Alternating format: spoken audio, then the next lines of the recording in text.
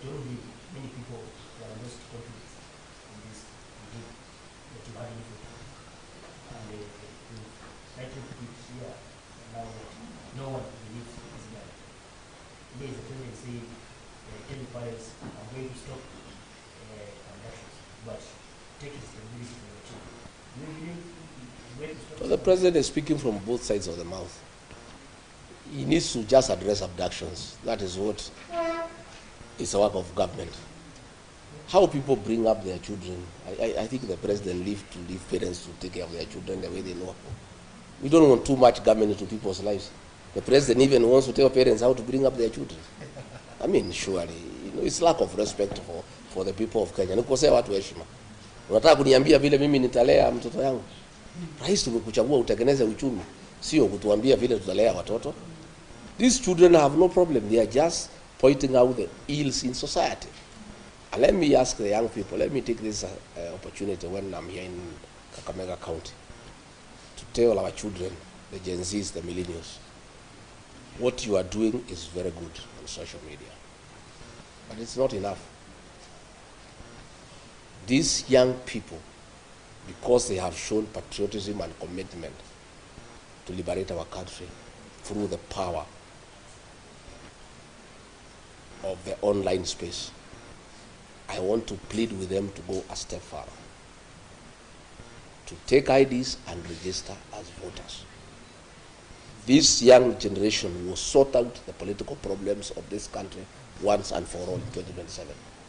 I want to appeal to them wherever they are, that they are doing a good job. But to complete what they are doing and to make it meaningful, we need regime change. And that will come through the ballot. Much as they are doing a very good job on social media, on the X space, much as they are doing very good on TikTok, that is only a certain percentage. But the real job to liberate this country and bring good governance will take place in August 2027.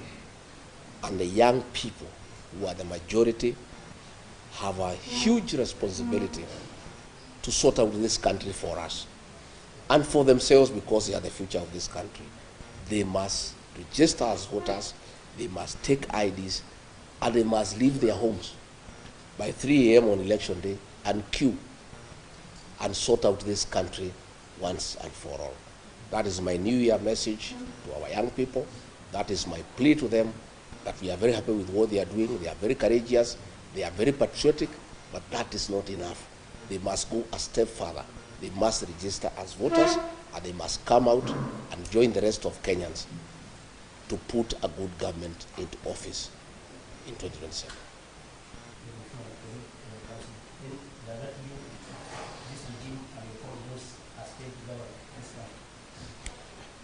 I think you have the answer. If you listen to the people of Kenya, it's an answer I don't need to tell you. You can hear what everybody is saying. Everybody is disappointed that all the promises that were given have turned out to be lies. And bad as it is to lie on those promises, we continue lying to the people more and more. You have seen the things that are going on in the health sector. You have seen the housing program. That housing program has nothing to do with houses for the people of Kenya. It's about business. Very senior people in government have shares in a company that is manufacturing cement, steel, and iron sheets. And that is why the government wants this housing program to go on. That is why there is a housing levy to get enough money so that the people in the housing department, they force the contractor to sign a subcontract for the supply of cement, steel, and iron sheets with a company where very senior people in this government have shares. That is why if you look at clinker was being imported and cement was retailing at 600 shillings. Because of conflict of interest, senior officials in this administration have shares in a company that is manufacturing clinker. And therefore, they stopped the importation of clinker and said clinker will be manufactured here locally. As a result, The price of cement shot from 600 to 900. That 300 shillings, people in government are having a part of it. So you find decisions are being made, not in the national interest, not in the interest of the country, but because of business interests by people in government. And that is where the housing program is being forced down the throats of Kenya. People are saying we don't want, we can put our own houses. The work of government is not to build houses, it's to give services, water, electricity, sewage, roads, security, good business environment. The work of putting up houses is for the private sector. But because of vested interest in the building sector, where people have acquired shares in companies that sell cement, steel, and mabati, the government forces the people of Kenya to give money for that program to continue so that they can continue enriching themselves by doing business in those items that are being used in the housing program. No, I wish to know whether it disturbs you when former President Uhuru Kenyatta and the current President Raila Odinga comes, and as a result, the allies of former President Uhuru Kenyatta and the rest are being brought into government. Does it disturb you? Does it concern Why would I? about the desire Yeah. to Why would it disturb me? Since those people came into government, has the prices of unga gone down?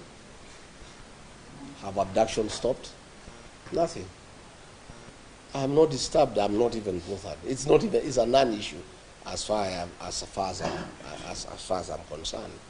And change of ministers in this government is musical chairs. And I said when I had an interview with NTV, it's pointless.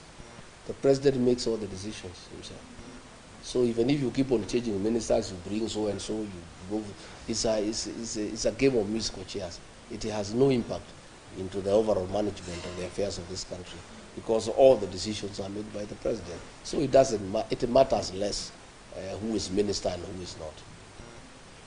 Does that mean that also you are for the structure of president because he also has, his own share in Well, I have not heard President Uhuru Kenyatta says he's interested in leading this country. He's retired.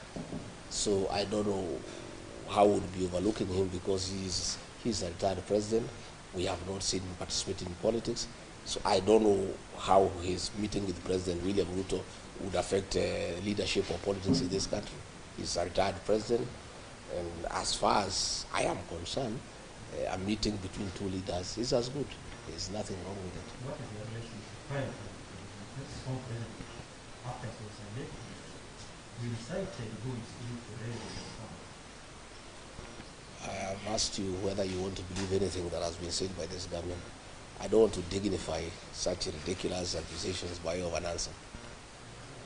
Uhuru is our son, and he's our leader back at home, and we respect him for the work he has done for this country, and we continue respecting him for what he did for this country. I'm asking this question completely. When you took over, the Kenya government took over, you're on the record defending the government that you inherited empty coffers. So that's why the government was unable to carry out some development projects. So are you defending the government out of ignorance or you don't that time? I was defending because that is the situation that was presented then. But 1 year down the line, I found we had lost focus, and we were doing things that are not a priority to the people of Kenya because of state capture, the housing program, for example, the changing of the university model, a model that was working, the doing away with the NHIF and bringing a new system called SHIF, when there is no proper interrogation of how it can work. So I was defending because we came in having certain intentions to right what we thought was wrong. But along the way, I found that most of the things that we were doing were not in national interest. And I started saying no. And that is when I started having a problem with the president. by saying, no, this is not right. Let's listen to the people of Kenya. The finance bill, Kenyans are opposed to it. I just came, I was listening to the people, you know, and saying this is what the people are saying. And that is where we started having disagreements, because I was insisting that we must listen to the people of Kenya and follow what they are saying. Namshukran Mheshimiwa Rigathi Gachagua, naitwa Sajida Javan kutoka Mobile FM Radio hapa Kakamega.